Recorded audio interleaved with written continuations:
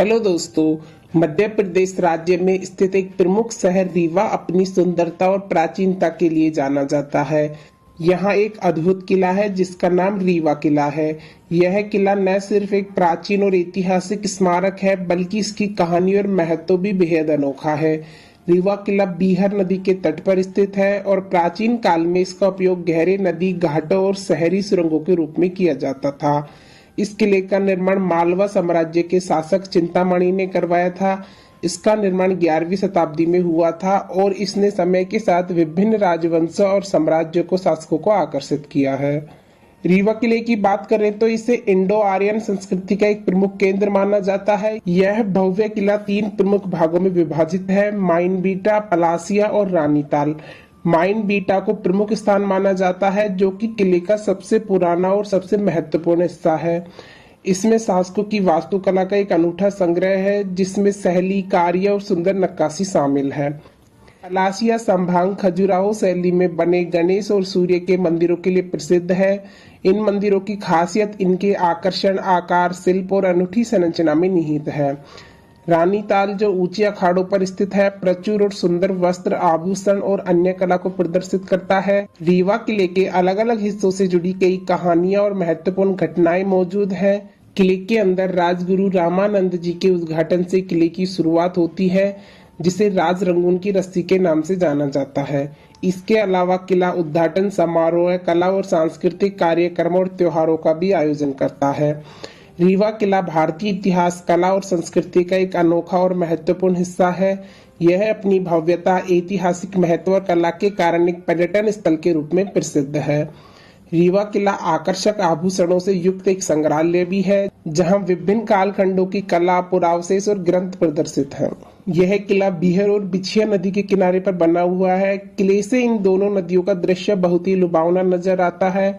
रीवा के किले में आपको एक पुरानी बिल्डिंग देखने के लिए मिलती है। इस किले के अंदर आपको म्यूजियम भी देखने के लिए मिलता है। इस म्यूजियम में रीवा राजघराने की बहुत सारी पुरानी वस्तुओं का संग्रह करके रखा गया है। किले के अंदर स्थित संग्रहालय को बघेला संग्रहालय कहा जाता है। आप इन वस्तुओं को देख सकते हैं। किले के अंदर मध्य में आपको महाराजा गुलाब सिंह की मूर्ति देखने के लिए मिलती है।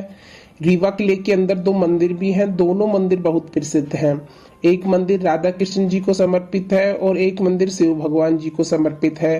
रीवा किले में प्रवेश के लिए आपका टिकट लगता है। महामृत्युंजय मंदिर रीवा शहर में स्थित एक प्रसिद्ध मंदिर है। यह एक धार्मिक स्थल है।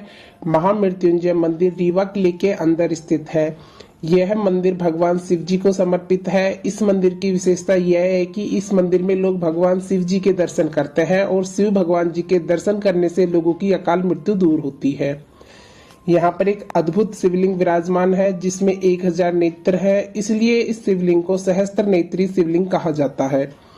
यहाँ पर मकर संक्रांति के समय विशाल मेला लगता है। मेले में हजारों की संख्या में लोग शामिल होते हैं।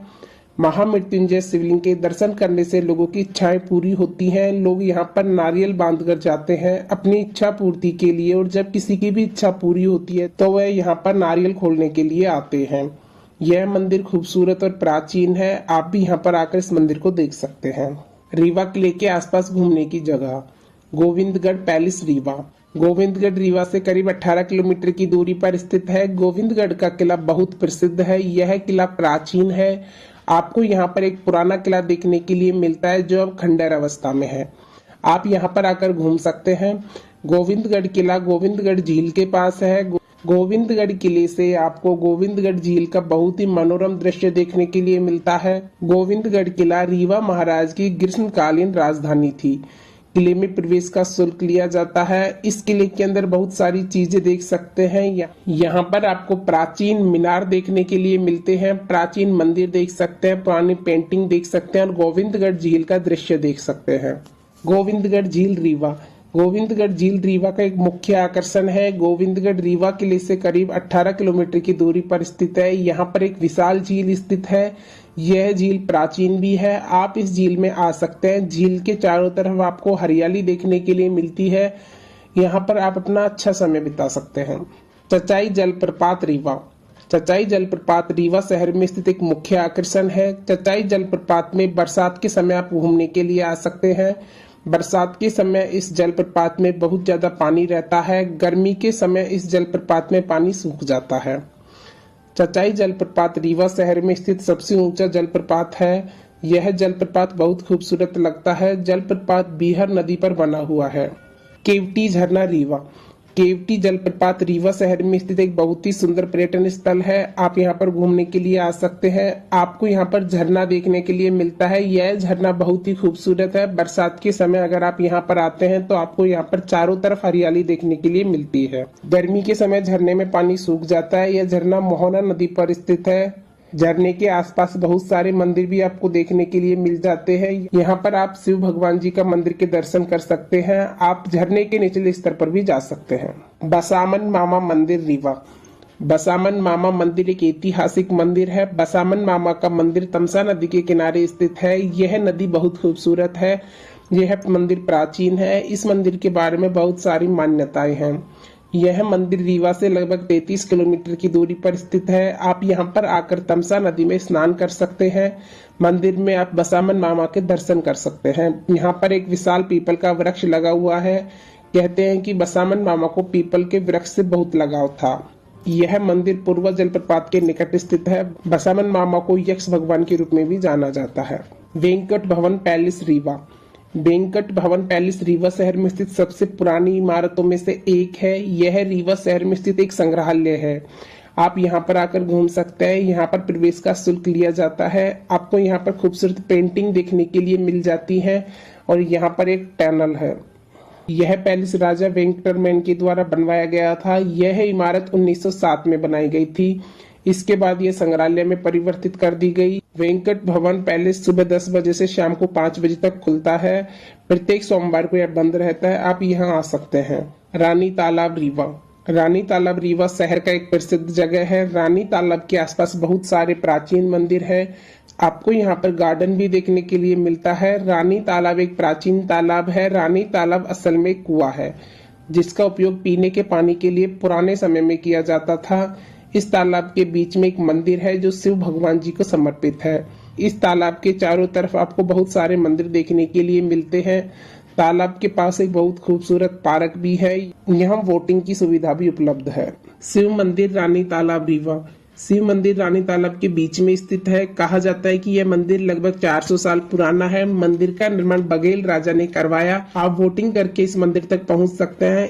इस मंदिर पर पहुंचकर चारों तरफ तालाब का नजारा बहुत ही शानदार होता है। देऊर कोठार रीवा। देऊर कोठार एक प्रसिद्ध बौद्ध स्थल है। यह रीवा शहर के पास में स्थित है। यहाँ पर आपको बहुत सारे बौद्ध स्तूप देखने के लिए मिलते हैं। यह एक प्राचीन स्थल है और आप यहाँ पर आकर घूम सकते हैं। यह रीवा इलाहाबाद राजमार्ग पर देऊर नाम के ग्राम में स्थित है। माना जाता है कि प्राचीन काल में इस स्थल का संबंध भरूच तथा कौशाम्बी से रहा होगा। यह स्तूप पहली और तीसरी शताब्दी के बीच बनाए गए हैं। चिरहुला हनुमान मंदिर रीवा। चिरहुला हनुमान मंदिर रीवा शहर का प्रसिद्ध मंदिर है। यह एक धार्मिक स्थल है। यह मंदिर हनुमान जी को समर्पित है। यहाँ पर शनिवार और मंगलवार को भक्तों की बहुत ज्यादा भीड़ होती है। यहाँ पर हनुमान जी की बहुत ही भव्य प्रतिमा विद्यमान है। यहाँ पर आपको शिव भगवान जी के भी दर्शन करने के लिए मिलते हैं। मंदिर के पास आपको गार्डन देखने के लिए मिलता है। इसके अलावा एक तालाब भी स्थित है। आप यहाँ पर आकर अपना समय शांति से बिता सकते हैं। साईं बाबा मंदिर रीवा। साईं बाबा का मंदिर रीवा शहर का एक प्रसिद्ध धार्मिक स्थल है। यह मंदिर मुख्य रीवा शहर में घंटाघर के पास स्थित है। इस मंदिर में गुरुवार के दिन बहुत भीड़ लगती है। इस दिन यहाँ पर भंडारा होता है और प्रसाद बांटा जाता है। यहाँ पर आप साईं भगवान जी के दर्शन के लिए आ सकते हैं। तो दोस्तों यह था रीवा किले से जुड़ा इतिहास और उसके आसपास के घूमने की जगह। तो आपको वीडियो कैसी लगी हमें कमेंट करके बताएं। वीडियो पसंद आए तो लाइक शेयर सब्सक्राइब करें।